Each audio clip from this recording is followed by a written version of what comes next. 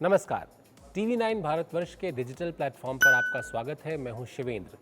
आज इस वीडियो में हम बात करेंगे कि अभी भारत और इंग्लैंड के बीच जो सीरीज़ ख़त्म हुई वो सीरीज़ किस तरह दो भारतीय खिलाड़ियों के लिए बन गई संजीवनी बूटी।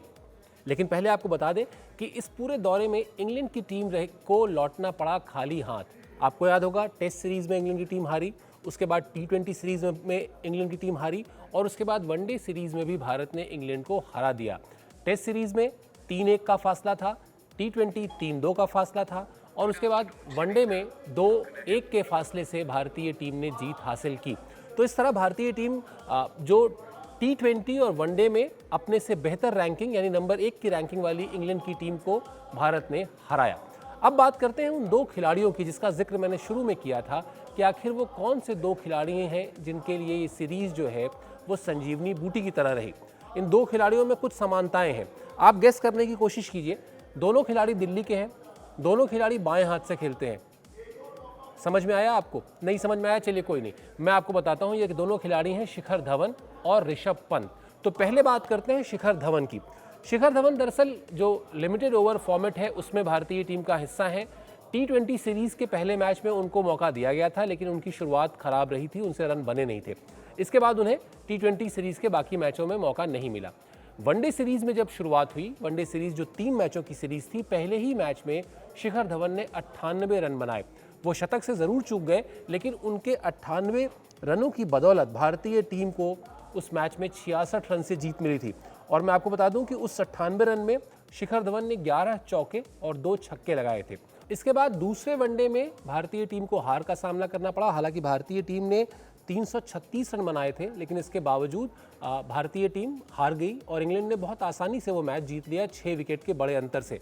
उस मैच में शिखर धवन का बल्ला नहीं चला था।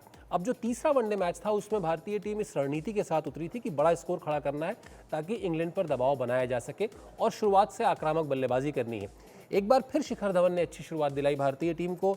उन्होंने 44 गेंद पर अपना अर्धशतक पूरा किया और उसके बाद जो है उन्होंने बनाए 56 गेंद पे 67 रन जिसमें 10 चौके शामिल थे।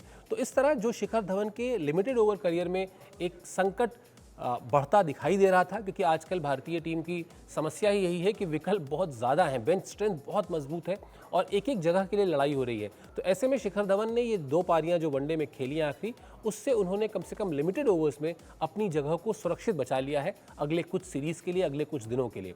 अब बात करते हैं ऋषभ पंत की। हालांकि ऋषभ पंत अभी सिर्फ 23 साल के हैं, उनके पास बहुत सारे मौके हैं, लेकिन आप इसको इस तरीके से समझिए कि टेस्ट क्रिकेट जो ऑस्ट्रेलिया में टेस्ट सीरीज़ ऋषभ पंत ने खेली थी उसके बाद से लेकर अब तक वो शानदार फॉर्म में है। इंग्लैंड के खिलाफ भी टेस्ट सीरीज़ में उन्होंने अकेले दम पर मैच का रुख बदल दिया था, आपको याद होगा।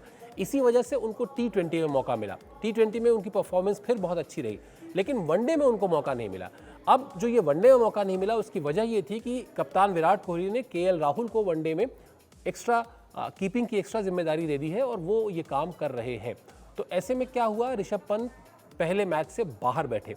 उनके लिए कैसे संजीवनी साबित हुई वनडे सीरीज़, वो इस तरह से कि जब दूसरे मैच में श्रेयस अय्यर चोट की वजह से नहीं खेल पाए तो मौका मिला ऋषभ पंत को और ऋषभ पंत ने दूसरे वनडे में कमाल की बल्लेबाजी की। तो जो दूसरा वनडे मैच था उसमें ऋषभ पंत ने 40 गेंद पर 77 रनों की ज़बरदस्त पारी खेली। 40 गेंद 77 रन, इसमें 3 चौके और 7 छक्के शामिल थे।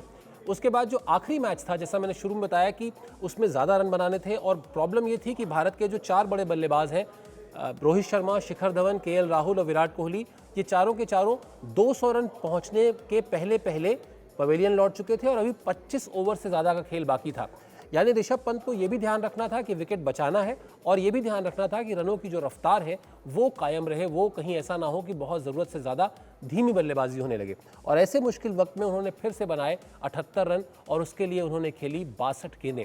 तो जो पूरा का पूरा दोनों मैच में उनकी जो पारी थी, दोनों इनिंग्स थी, वो दोनों इनिंग्स इस बात को साबित करने के लिए या उनके दावे को और मजबूत करने के लिए काफ़ी हैं कि अब तीनों फॉर्मेट यानी टेस्ट, T20 और वनडे, तीनों में ऋषभ पंत बतौर विकेट कीपर बल्लेबाज टीम में जगह बनाने की काबिलियत रखते हैं। तो 2 सीरीज़ जो उन्होंने खेली है, ऑस्ट्रेलिया वाली और फिर ये इंग्लैंड वाली, इसके बाद जो आखिरी वनडे सीरीज़ थी वो उनके लिए मैंने कहा जैसा कि साबित हुई संजीवनी बूटी की तरह। और वनडे सीरीज़ में उनको अब जब विराट कोहली प्लेइंग 11 चुनेंगे अगली बार, तो वहाँ पर ऋषभ पंत का दावा होगा बेहद मजबूत।